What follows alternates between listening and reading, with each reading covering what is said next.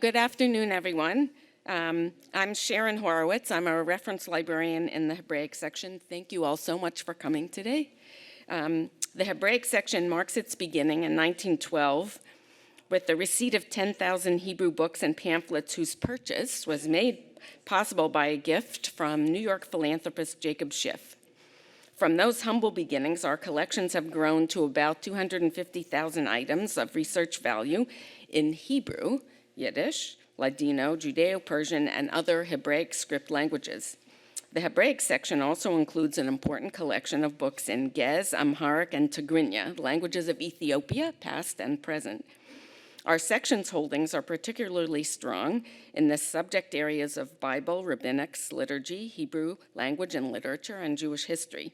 Our collections also include a broad selection of periodicals, both current and historical.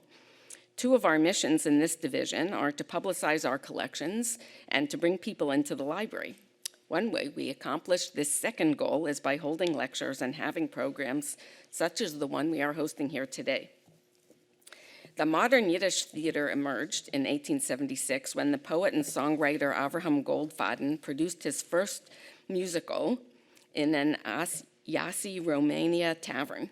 Just 6 years later, at the dawn of mass immigration to the US in 1882, a Yiddish theatrical troupe arrived in New York. By the 1890s, the American Yiddish theater had become a popular entertainment medium. The American journalist Hutchins Hopgood noted in 1902, when box office prices for performances of Yiddish theatrical productions ranged from 25 cents to $1, that many immigrants who earned only $10 per week were willing to spend up to half of their weekly income on theater admissions. Today's speaker will share her research about the history and development of this thriving theatrical institution. Alyssa Quint has a PhD from Harvard in Yiddish literature.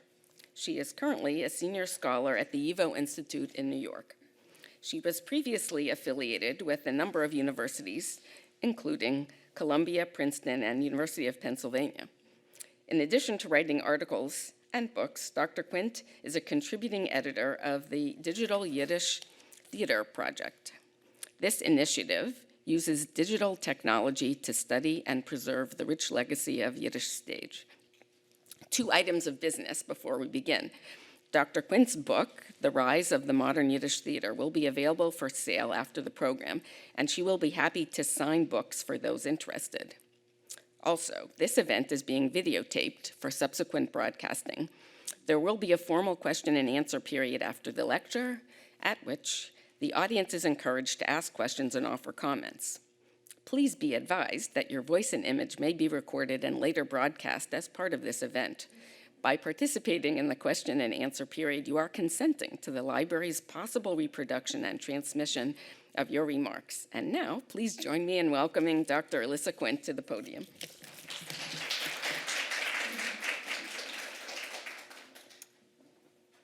Thanks, Sharon. Sharon and I were in touch for a couple of years, and this has finally happened, so thank you for being persistent, and thanks for having me. It's a true honor and thrill to be here. I asked for someone to take a picture of me here. I never do that when I speak, but I'm just so excited to be at the Library of Congress, so thank you, my personal photographer. But you should close my phone because my kids tend to call me at all hours, so just, we don't want to hear from them. So I'm just going to plunge in. Just go to my first slide here. Yeah. Let's see. There we go. Done. In his memoirs, Jakob Adler describes his days as a young adult in Odessa before his discovery of modern Yiddish theater. Adler would eventually become one of the most legendary actors of the Yiddish stage, first in the Russian Empire, then in London, and then finally in New York City. I shouldn't say here, but New York City, here in the United States. He married 3 times, each time to a Yiddish actress, and with them spawned around 10 Yiddish actors, including and most famously his granddaughter,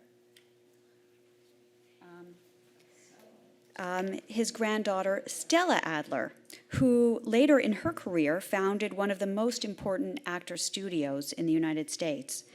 Jakob Adler was born to an established and bourgeois Jewish family in Odessa, a multi-ethnic port city in the Pale of Settlement, perched strategically on the Black Sea with a large Jewish population of modern sensibility. We know a lot about Odessa from Steve Zipperstein's work on it. Of the approximately 350,000 residents in 1880, Jews comprised almost 6% of the population, numbering less than the city's Russian population, but more than its Ukrainians, Poles, and other immigrants or foreigners. The Jews enjoyed a sense of belonging in Odessa and were permitted to participate in municipal affairs. And a relatively large number of them enjoyed wealth from vigorous activity, business activity, especially with the port. Odessa was fast becoming an important crucible of modern Jewish culture during this period. So Adler attended a Russian high school, and his parents expected him to become a medical doctor. But Adler knew at a young age that he was not meant for a life of serious study. As he recounts, "I was a dandy with my cape, my top hat, my gloves, attractive neckties, and patent shoes. Even my walking stick that I bandied about when I walked down the street sung in my hands." With the help of his family friend, Avrom Brodsky, of the famous Brodsky Sugar Empire, Adler secured a cushy government job as an agent of the Weights and Measures Department. In this position, he tells us, I was able to live the good life. And with his ample free time, he would go with his friends to the theater. And together they would decide on which performances they loved and which performances they would boo. And that was really the focus of his life. For his visits to the theater before his participation in the Yiddish theater, Adler is not unique. Actors' memoirs document the regular attendance of Russia's mainstream theater by many of the Yiddish theater's first participants, including Avrom Goldfaden. Quite legitimately, Goldfaden earns the most credit for creating the institution of the Yiddish theater, and he is the main character of our story today. About his exposure to the theater, he writes in his memoirs, "I had plenty of opportunity to see the best dramas and operas of the time in Polish, Russian, German, and all the smaller operettas from the most famous of Verdi and Meyerbeer and Halevi, and all of Wagner's work. Other Odessa residents and future Yiddish theater pioneers, and there's so many of them who came from this kind of middle-class background, and I kind of list a lot of these names that would be familiar to many of my colleagues. All of them were avid consumers of theater. Their theater habits make sense. They certainly could not have attended Yiddish theater, as Yiddish theater didn't yet exist. And yet, and this is in the 1870s or 1860s, 1870s, and yet, if they were enthusiastic consumers of theater in other languages, why would they go out of their way to create a new form of culture distinct for a number of characteristics, but mostly for its Yiddish language, a language of a marginalized people, and a language of the most parochial aspects of their lives? Here they're trying to be worldly. Why create Yiddish theater? Didn't Yiddish culture really flourish for the sake of shtetl-bound Jews who could not consume culture in any other languages? What would otherwise be the point? Keep your eye on Adler as an urban middle-class Russian theater-goer, come Yiddish actor, as he reveals far more about the origins of the modern Yiddish theater than any of the theater's previous historians care to admit. But first, what does theater-going look like in late Imperial Odessa? In many ways, this provincial city's theater was continuous with those of the twin capitals of Moscow and St. Petersburg. First, its offerings were multilingual. shows put on by operetta companies in French and Italian for their cultural primacy, and German for the empire's large ethnic German population, and of course in Russian. The takeaway here is that theatergoers were used to consuming foreign language opera and operetta. Imperial productions were plentiful and available to the country's growing middle class. Finally, most of the empire's theatrical offerings were sponsored by the Tsarist government, which meant that the venues were maintained by the state, and most active homegrown and foreign troops enjoyed imperial subsidies and were protected from local and imperial censors. Independent or entrepreneurial theater in any language was in its infancy, even in Russian, and often discouraged or suppressed. It just made the Tsar nervous. And when you make the Tsar nervous, he just kind of pushes you away. They were still able to enjoy a little bit of cabaret in Odessa, in like little taverns, but Yiddish was never able to claim big public theaters spaces. That was prohibited. So just a word about what I'm going to try to argue. So what I'm setting up is the fact that the Yiddish theater comes from people like Goldfaden and Adler with this more bourgeois sensibility.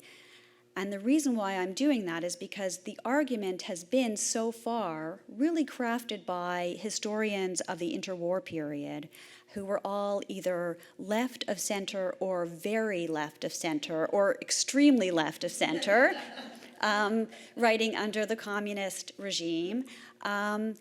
Basically said they wanted to make an argument to really include Yiddish culture in the Soviet framework, and they argued that it was a real folk-driven culture.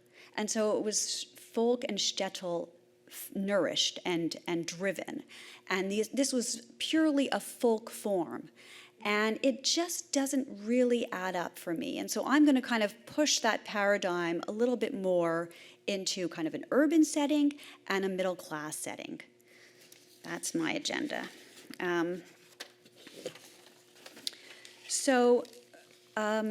What they did with Goldfaden is interesting because Goldfaden is particularly resistant to this format. He grew up in a modest home to a clockmaker, and he was born in 1840 in Staro-Konstantinov, the eldest child of a modest and pious clockmaker named Chaim Lippe. And almost by chance, he was sent to a Russian Jewish school because his parents wanted him to avoid conscription to the army. And this is how the government pressured Jews to send them to modernized schools. They said, well, if you send your children to these schools, we will exempt them from army service. And he turned out to be a very gifted student.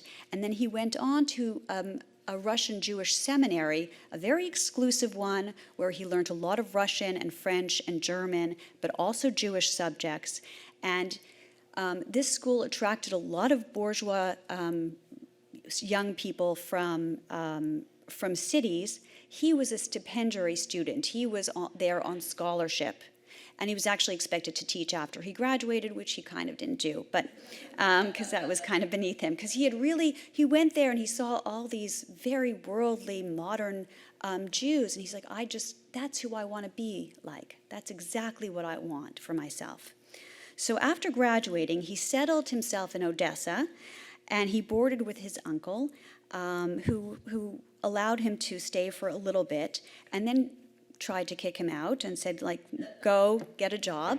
And he and a colleague of his, Yoel Linetsky, decided to edit a newspaper, to found a newspaper in Yiddish, which was also, Yiddish periodicals were also prohibited by the government. So their plan was to situate themselves or plant themselves in Lemberg, just outside the border, create the newspaper there, and smuggle it in and distribute it in the Russian Empire. It didn't work. It was not a great business plan. But they did get out a few issues for over about a year, and when it kind of failed on those last days, Goldfaden received a letter from one of the subscribers named Isaac Librescu, who was a resident of Iasi, Romania, also very close to the border, the Russian Empire's border. So, and he says, come down to Iasi and talk. I have this little club, the Lebanon Club, also modernized Romanian Jews, also bourgeois, aspiring, modern reformers. And he said, come down and speak to our club and I'll put you up. And he did. And he came down to Iasi. And then they said, well, you're such a great speaker and singer. Why don't you sing in this tavern, this local tavern, where there's sometimes entertainment? So as he describes in his memoirs, Goldfaden dressed, I think I have a slide for this actually. Let's see.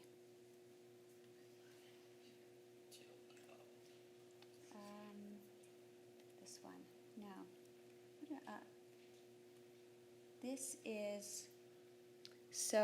This is one of the very earliest Yiddish actors.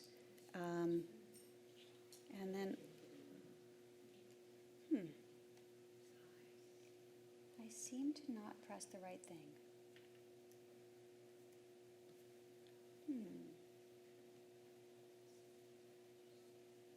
What about that? Excellent, okay. I'll just let you take that in for a second. And now catch up with myself. Okay.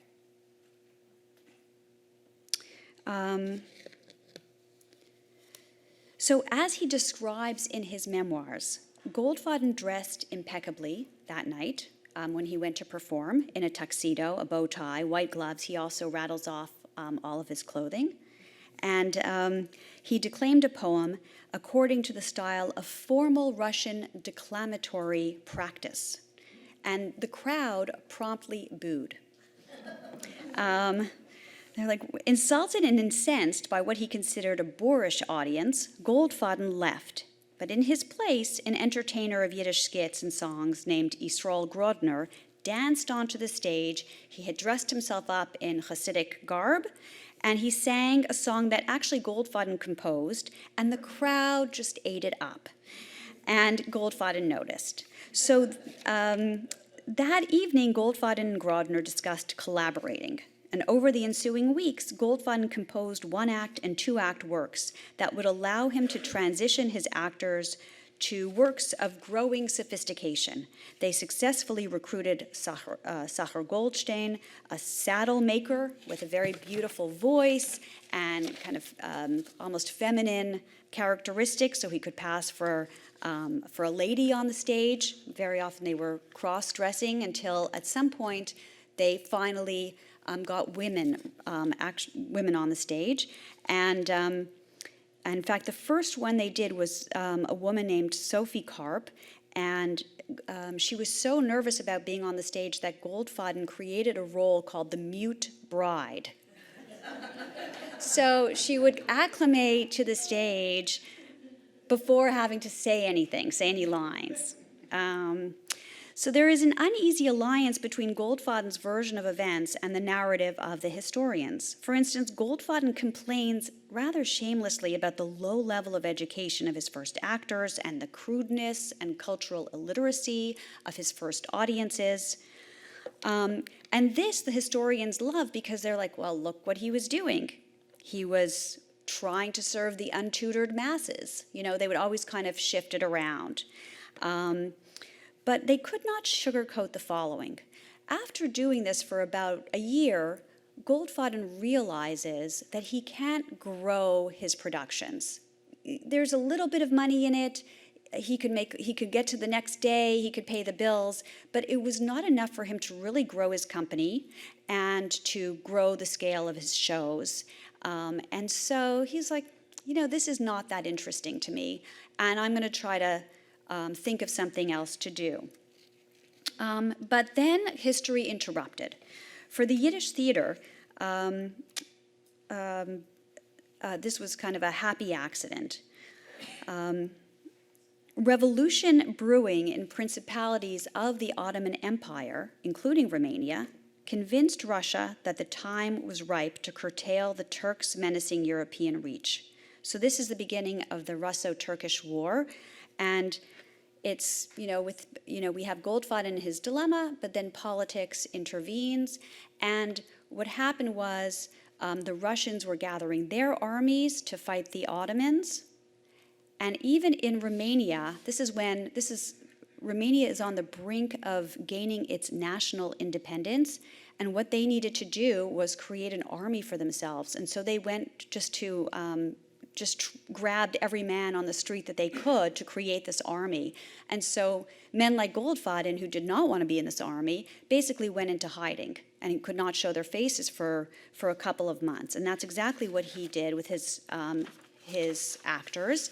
And finally, when he came out of Yassy, he saw that there were people from Odessa in Yassy, Romania, a small city in Romania, and he was perplexed.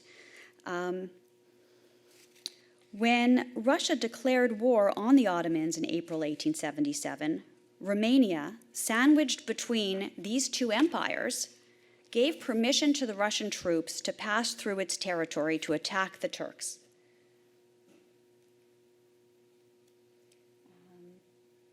There we go.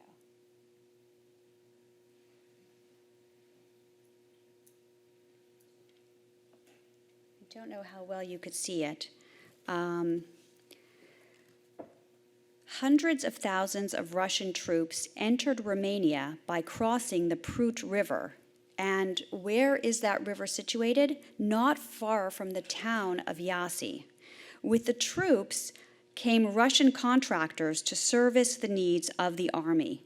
A disproportionate number of these contractors were Jewish merchants. So basically, what happens is Goldfaden has what I call a mountain and Muhammad problem. So the mountain really is in Odessa. All the people that he would really love to put theater on for are the audiences taking in theater in Odessa. He was one of those members of the audience, Adler, and many others like him, including non-Jews. He wanted to put that kind of theater on, but in Yiddish.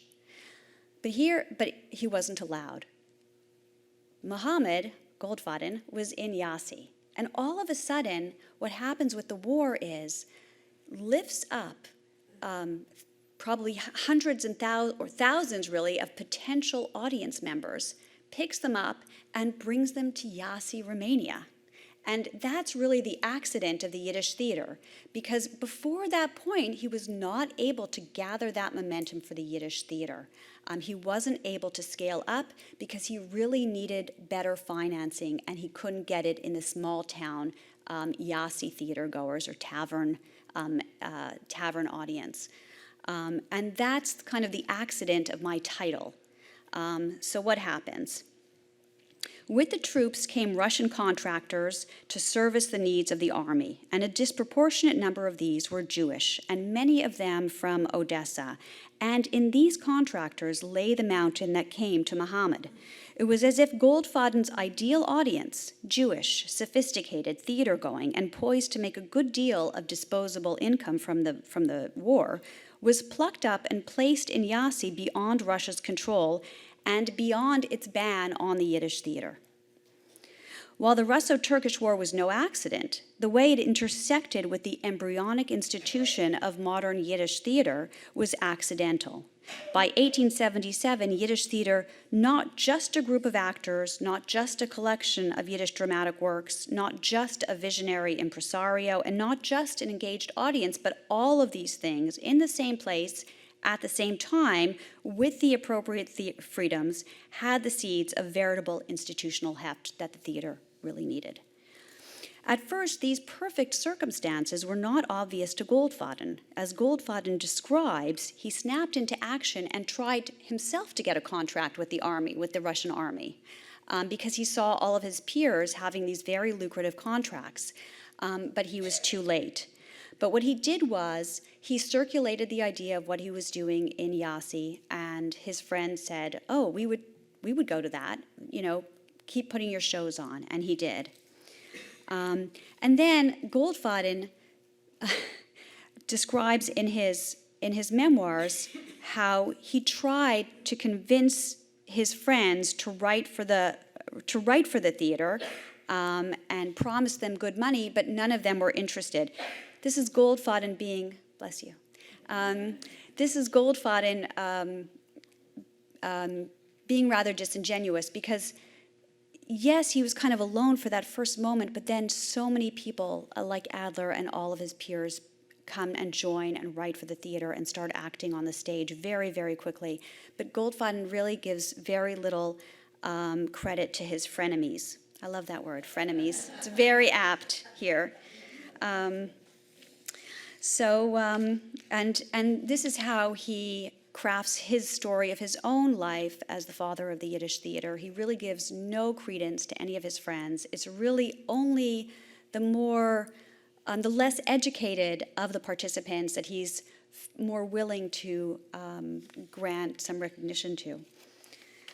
By the time the war ended a year later in 1878, Goldfaden's troupe had played various cities in Romania and had achieved critical momentum in size, repertoire, and experience. And knowing how much Muhammad needs his mountain, Goldfaden thought anew about the further potential of theater and understood that he needed to follow his audience back to Russia with them. And so that's what he did. He brings them to Odessa, and he says, let's see what happens. And at first, they are not shut down. And then they are. And he takes a train to St. Petersburg to the censor's office and negotiates the freedom of the Yiddish theater. This is in 1878. And this freedom exists not just in the Pale of Settlement, but throughout the empire until 1883, when the government shuts it down. So that there's this 4 years that really has very little recognition in the history books because very few people write about it, including Goldfaden, for all kinds of reasons that I can't get into here. But this is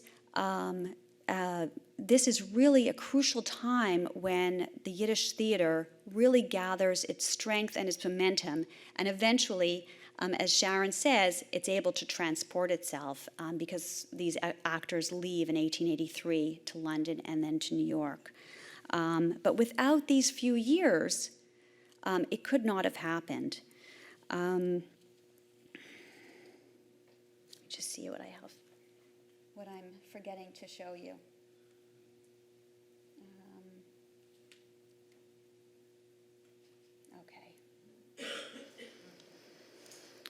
So we don't know about these years from Goldfaden, but we do know about them from sources besides Goldfaden, like memoirs by joiners to the theater, like Adler, and we know these years look different than the portrait of shtetl-driven folk theater that the historians advance.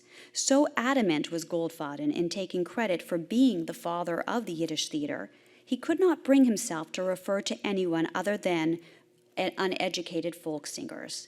This is convenient for interwar historians who sought to emphasize the same aspect of the theater, albeit for political reasons. But Goldfaden is not the only voice of this period that survives. Nachum Shaikovich, a playwright and producer of Yiddish theater, bears witness to the theater that was urban and middle class during this period. He writes, for instance, that the enthusiasm Odessa Jews already felt for the theater was magnified and channeled toward the Yiddish theater. He writes, one who's never seen the Passion in play has no conception about what visiting the theater meant. All the seats were sold out 3 nights before every show, and even though the shows were populated by dilettantes and other actors who had no experience on the stage, the applause and bravos were deafening. Betty Vinovitz, the daughter of Goldfaden's orchestra conductor, also recalls the popularity of the shows. People who would rise at night to secure a ticket. Tickets would sometimes transfer 3 or 4 hands. The best business was made by the agents. None of the Russian language theaters with the best actors did such business. Perhaps the best evidence of the Yiddish theater's bourgeois profile is from the Russian press, of the time that reflects the Yiddish theater's acculturated participants and its merchant backers and city-bound audiences. And this is an audience that was Jewish and non-Jewish. A recent survey of surviving Russian newspapers from this period by a scholar, Yevgeny Binyevich, illuminates over 1,000 references to Yiddish theater in the Russian and Russian Jewish press from this 4-year period. And it suggests that Goldfaden's theater claimed stages that were almost entirely in big cities, in prominent venues of operetta, and his works, the works themselves were evocative of middle-brow operetta. In particular, Odessa embraced theater and embraced Yiddish theater, even without imperial subsidies and with no protection from the caprices of local government and government censors. Goldfaden and soon competing Yiddish theater impresarios found great success. So much of these 4 years I record and I document in my book, but it was really a phenomenal chapter. And perhaps the height of it was when Goldfaden negotiated a contract with, is this the theater actually? I can't say for sure, but the largest theater venue in Odessa, called the Mariansky Theater. There was one more that was even bigger, but it had burned down before Goldfaden arrived in 1878, and it was so this one was the largest, and the Yiddish theater played there 2 or 3 times a week and claimed an audience there. How are we doing with timing? Yeah? How many more minutes do you think?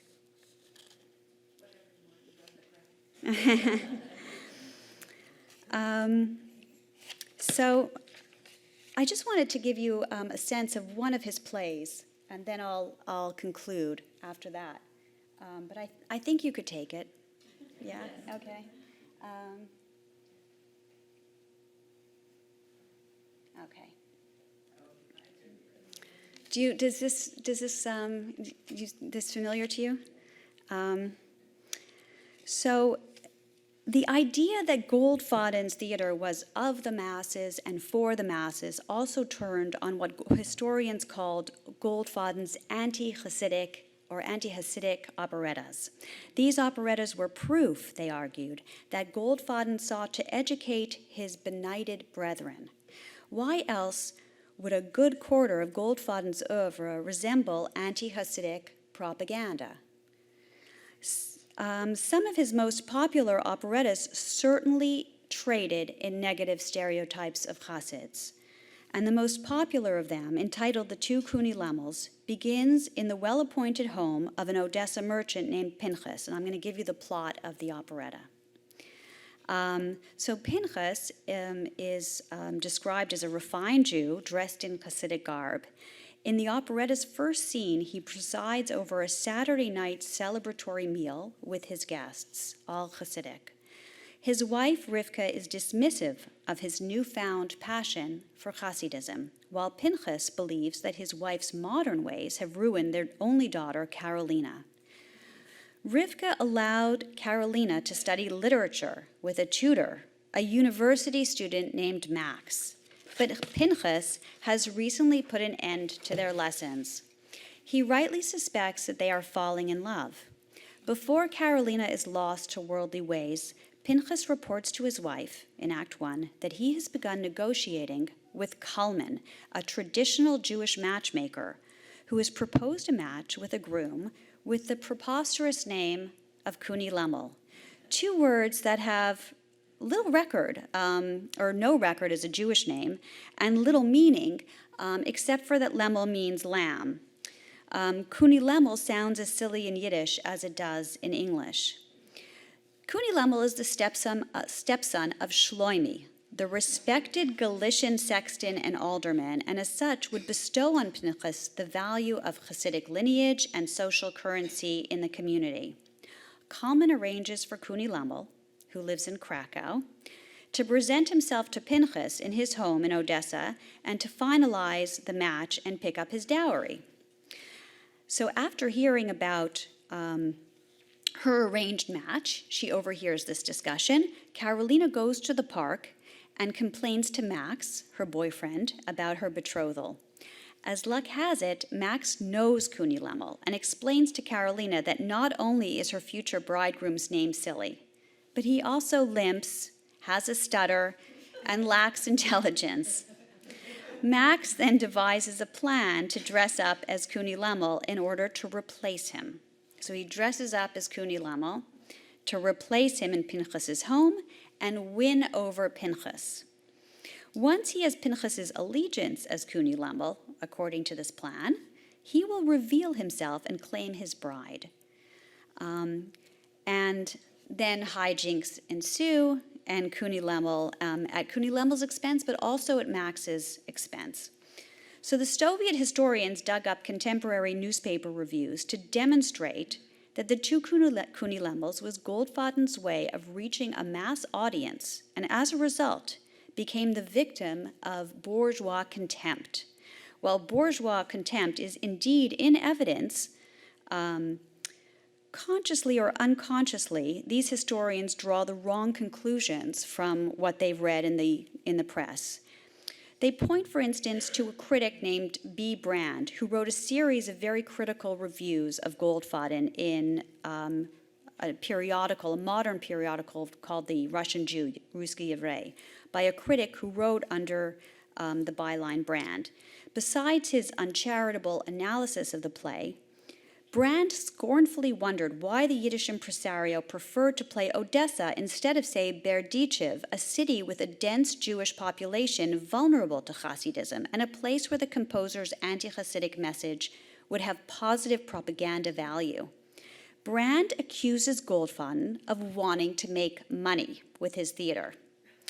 However scandalous this might have struck Brand, indeed, Goldfaden never considered not making money with his theater. But what is more, notwithstanding Brand's contempt and haughtiness, the frequency with which it played suggests that the two Kuni Lemmels was one of the 5 most popular operettas of this area, most popular Yiddish operettas of this era. Another review, this one in the Odessa Herald, so not a Jewish newspaper, also takes issue with the operetta, here with its ideological ambiguity. The two Kuni Lemmels, so it writes,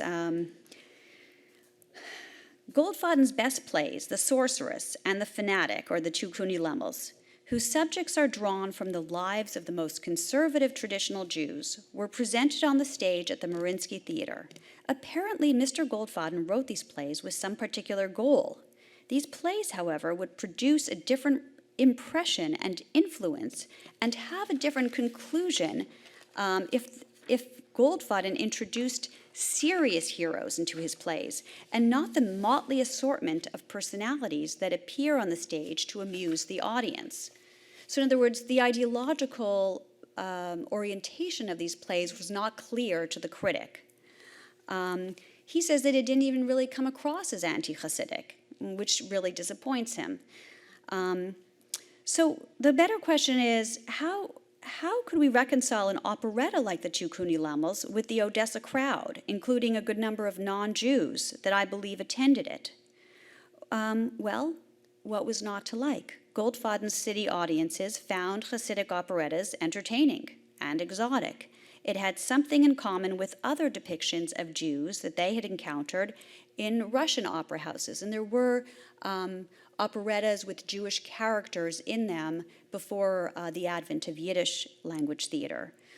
Non-Jews who were not used to going to the theater in the company of Jews, or maybe didn't realize that they were going to the theater in the company of Jews, found the visible presence of Jews in the audience to be intriguing. One non-Jewish reviewer in Moscow, for instance, and Moscow is a restricted city at this time, restricted to Jewish residents, wrote the following about the operetta. You are probably thinking that this is an operetta of Jewish life, but nothing more.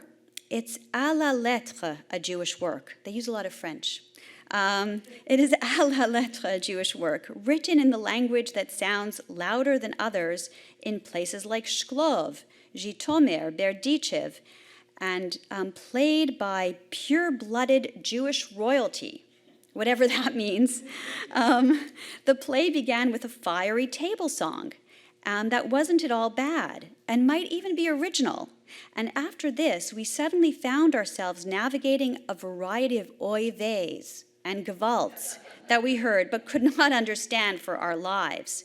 We turned to our neighbors, and from every direction, one interrupting the other, they made everything clear to us. So here, this non-Jewish audience member was a little confused about what he saw on stage, but sure enough, there were Yiddish speakers in the audience who were able to explain everything to him. And I think he enjoyed it. A little condescending, but he celebrates the ethnic otherness of the Yiddish operetta. How do we make sense of the contempt of the Jewish intelligentsia reserved for Goldfaden? Its attendance of these shows alongside non-Jewish audience, seeing Jews through their Gentile gaze, I think really made Jews uncomfortable, at least certain category of Jews. And they felt that they were really the victim of the satire. So in other words, even though it was really meant to satirize Hasids, if anybody, modern Jews who looked nothing like Hasidic Jews felt that it was, it kind of changed the dynamics and the signifying quality of the play so that it almost turned on them, and they felt themselves that they were the butt of the joke. Even though they were, of course, modern and not Hasidic. And I think that's what's happening. And I think that's even thematized in the work itself.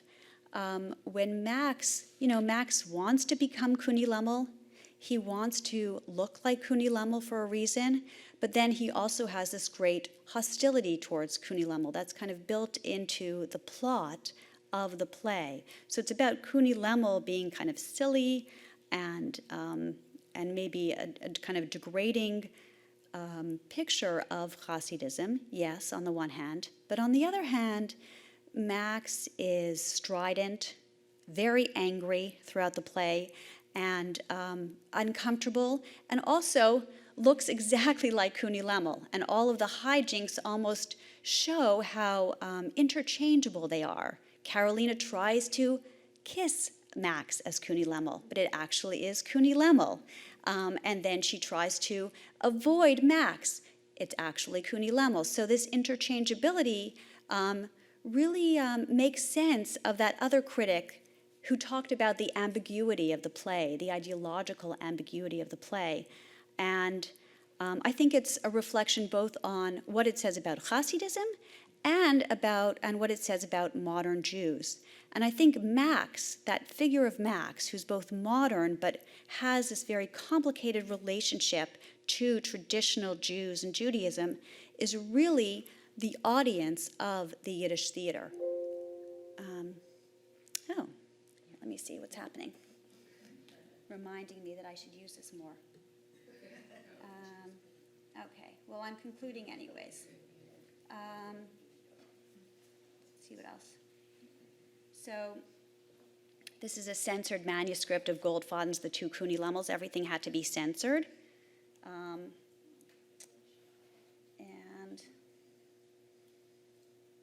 I'm just going to say a few concluding remarks.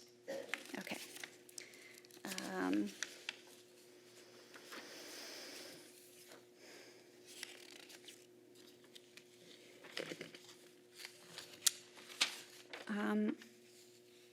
So the accidental of this article's title is meant to suggest, had history not cooperated, there might not have been such a thing as the modern Yiddish theater, especially not the coherent institution we have come to know, where the historians saw inevitable and organic cultural expression. I see accident, where they frame the theater as a stream of uninterrupted, vigorous folk culture. I highlight a cultural break during which bourgeois urban Jews immersed in European theatrical genres before come and return with them to Yiddish. Where historians have enshrined Romania as the Yiddish theater's birthplace, I favor Odessa, the incubator of these intermingled cultural forms. Observers of the Yiddish theater might point to its phenomenal run in New York City and argue that had the Yiddish theater not begun in Russia, it would have risen in the atmosphere of freedom and entrepreneurialism afforded by America. But there is no evidence that this is the case. In fact, we know that a young Boris Tomaszewski, before himself becoming a matinee idol, I know one of his images is on the table, he tried to put on Yiddish theater. He had heard about it, about what was going on in Russia, and he said, let's do that here. But Tomaszewski gave up after a few productions, a failure that reflects more on the complexity of the institution of theater than on the Yiddish theater in particular. Yiddish theater in America only gathers momentum after the wave of practiced Yiddish actors arrived on American shores, who, after tasting the life in Yiddish theater, could not tolerate Russia's oppressive ban of 1883. So they leave, they come to New York, and then the Yiddish theater gets started. As I outline in my book, other elements of this cultural phenomenon were just as crucial, and they were not accidental. Ambivalent Max, embracing of Jewishness, but also aspects of the, so both embracing of Jewishness, but also embracing of these worldly forms of the operetta, he became a crucial part of this, and this is Adler and Goldfaden and so many like them, who were fluent in Russian and fluent in other language and immersed in Western European culture. Of course, they were crucial to the development of Yiddish theater. As both independent and created by Jews, the Yiddish theater supplied him with the only opportunity to become an actor, and this is now Adler I'm talking about. The Russian conservatory was closed to outsiders, and while we know some Jewish vocal artists like Sigmund Mogilevsky, whose image was shown earlier, he was able to participate in a small traveling French operetta group before joining the theater.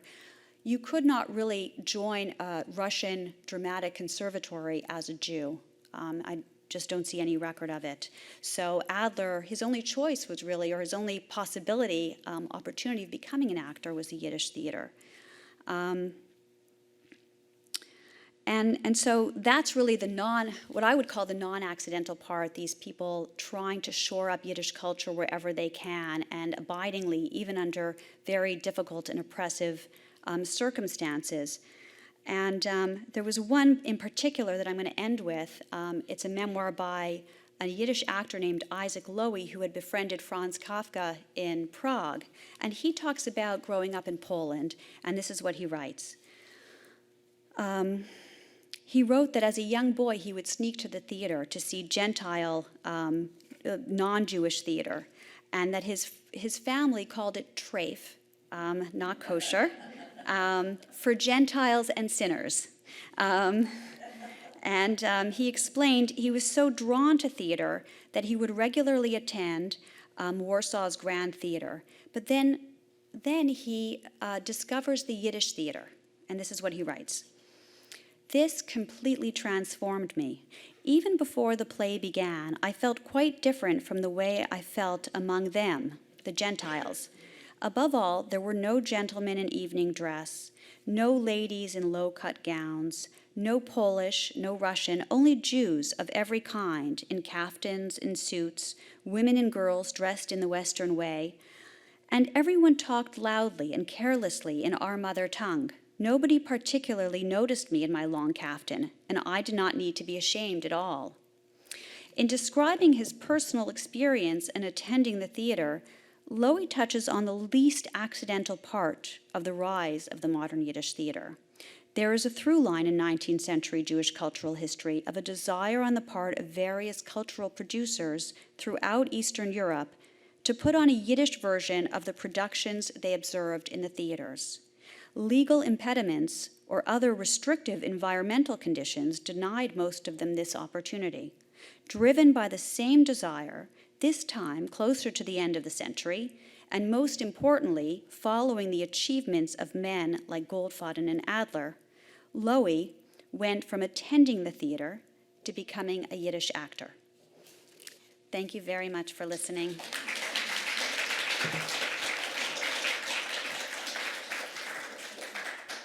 Yes, please, if you have comments and questions. And I'm going to repeat your question. Oh, sure, even better. Could you please expound upon the reason, it's not on. Oh, good. Could you please expound upon the reason for the termination of Yiddish theater in Odessa, in Russia? You know, why? Why did it end so why abruptly? was it shut down Yeah. so abruptly? So there were theories about this.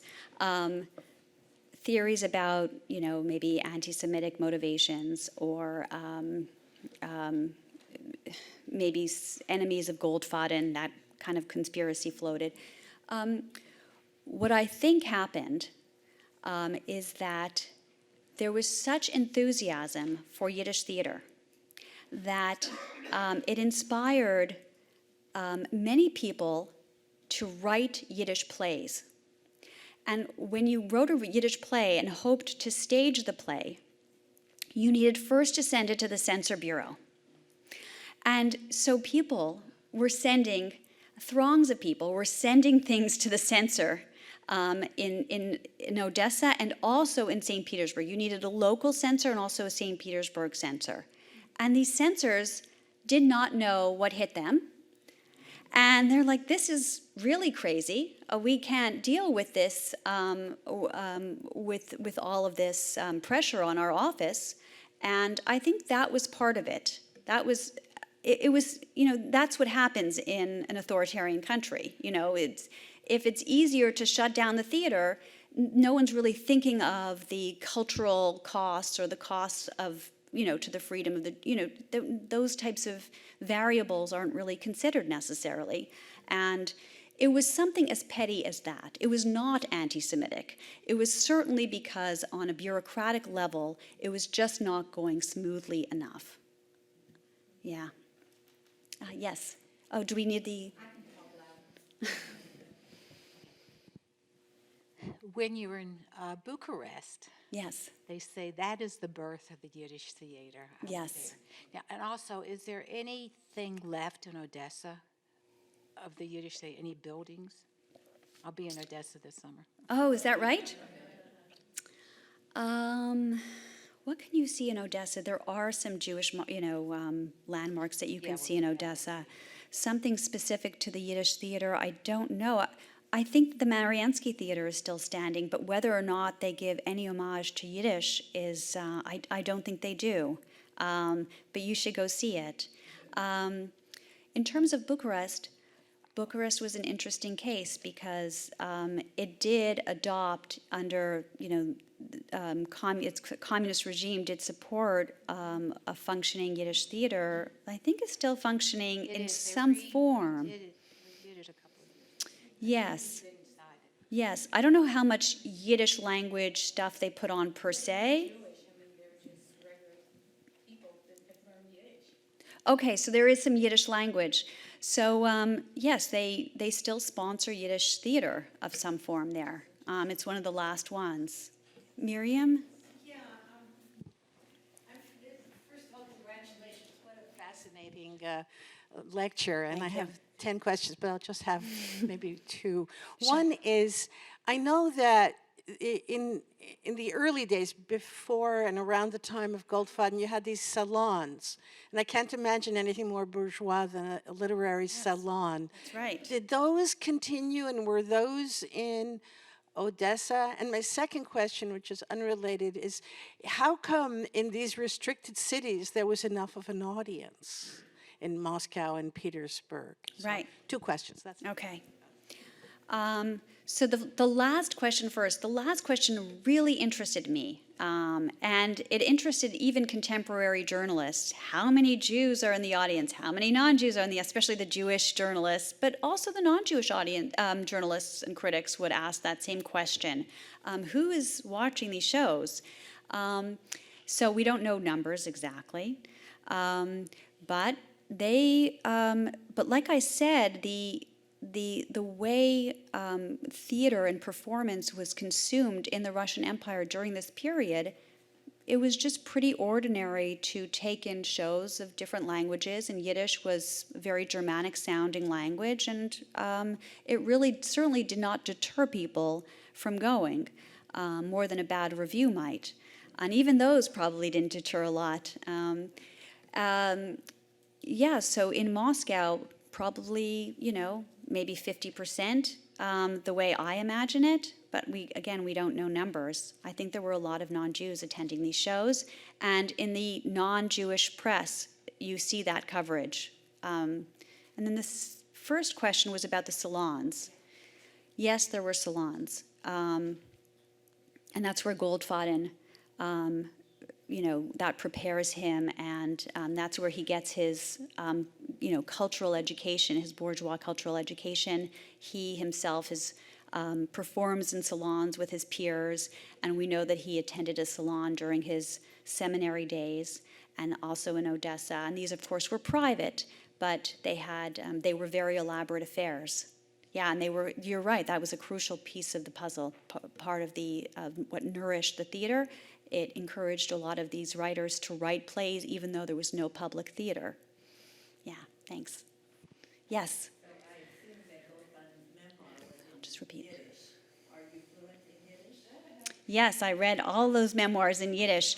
Most of the scholarship on the Yiddish theater is in Yiddish, not just the primary sources, but also the secondary sources, because the historians that wrote about it during the interwar period, who were so productive and so intelligent, notwithstanding some of their political leanings, they all were big believers in writing Yiddish language scholarship, and that's here in the United States, and Poland and the Soviet Union. Those were the three centers of Yiddish scholarship during this interwar period. So that's what I immersed myself in. Next time sorry about that, I didn't repeat the question. I was very, very interested in the book and in all this presentation, and I'm sorry I was late.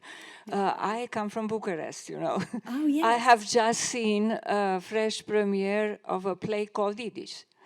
The play itself is called Yiddish. Yes. Interesting. Yes, at the Jewish theater that in fact was founded by Goldfaden. Mm-hmm. So I had many questions. Of course, we are extremely proud to have this theater because it is reported, and there are histories written about it. Yes. It's reported to have had an absolutely continuous existence, to be active from 1876 until today. Yes. In various forms. So Goldfaden came from Russia, and one question I had: okay, is there any of these Yiddish theaters left active in those territories, like in Odessa, for instance? Absolutely not. Not. Well, why did Goldfaden come to this smaller place that was Right.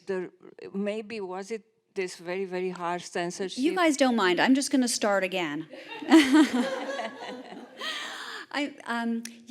That was really the focus of my talk, and it was no, not to worry.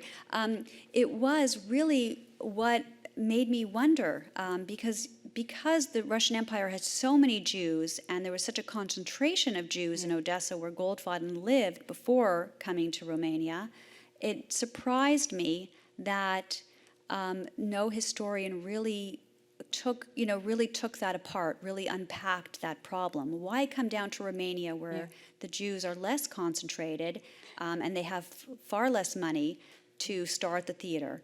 But he was very successful with it. So he first started a theater in the capital of the province of Moldova, which then, after the Second World War, part of it became the Republic of Moldova, but he was active in the part that is still in Romania, so in Iași. And very soon after, therefore, before even 1880, he came to Bucharest and founded this very theater, which is still there and open. And I have my own experience, I have a certain age, but during those communist times, it was there and subsidized. Yeah. But you see, because the Jewish actors were themselves Jewish and could speak Yiddish, some of them were exceptional and they were active in the National Theater and so on in Romanian. Yeah. So they, in Romania, people tend to adore their actors, so they were going anyway to all these theaters, you know, including the Yiddish theater. And there were subtitles. There are Right. subtitles. Right. Well, So- what I would say is that I wouldn't. I shift. I kind of push back a little bit on the importance of Romania and talk about how Odessa is important. But I would say that Romania was an important, incubator of Yiddish theater at certain moments before the World War II and after World War II. There's a lot of really interesting, a lot of avant-garde Yiddish theater in Romania between the two World Wars, and then after the war it's sponsored. So.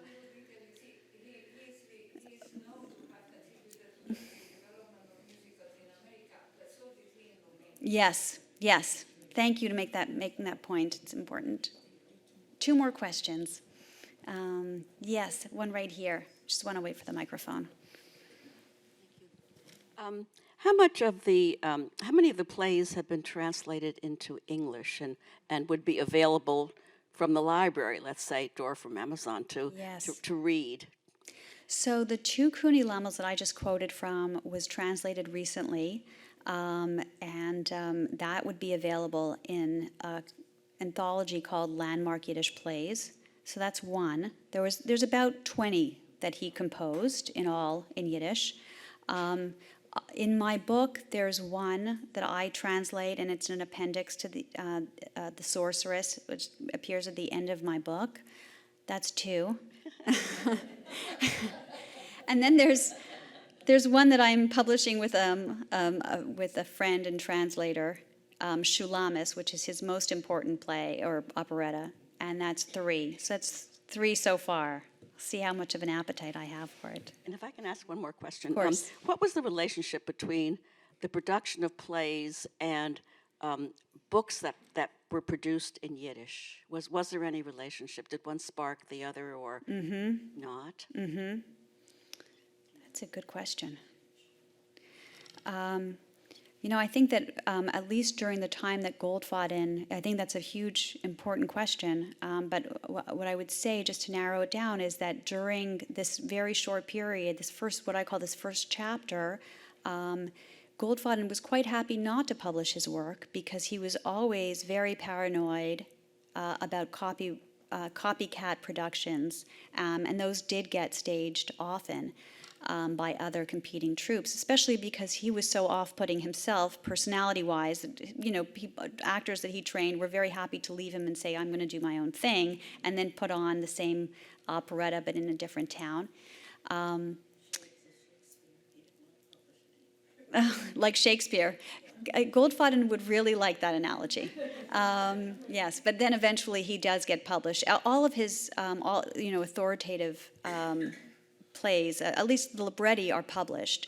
The music is much dicier. We have some manuscripts that have come down to us, but nothing was published in terms of the scores of the operettas. We're kind of piecing that together these days now. Yes, one more question? Have you also been doing research on the Yiddish theater troops in Eastern Europe, west of the Russian Empire? We're talking about Austro-Hungary, Bukovina, Galicia, and into Poland. I understand there were also Yiddish theater troops in that area. Yes. Active. They maybe didn't have this 1883 turn of events that sent as many Jews to America, but... You're right. It gets forgotten, that area. Bertha Kalish gets her start in Gimpel's Tavern, which was an important theater. And yes, there's, it's more amorphous, and it's happening at different times in different places. And then by the time we get to... continues to thrive in that part of Europe, even Yes. as the Russians... Yes, it produced great stars, great celebrities, and it was important to kind of keeping the momentum alive until we get to this next important period, at least on the European continent, which is post-World War I, because then Poland is established as a country, and with it, the minorities peace treaty is signed, and so Yiddish theater is allowed to thrive finally on Polish lands again in Poland. And so then you have this another amazing chapter, probably the most stunningly prolific and creative period of the Yiddish theater. But until that point, there's very interesting works going on during this period that you're talking about, and probably overlooked and understudied, and we should look at that some more. Thank you. Thank you very much.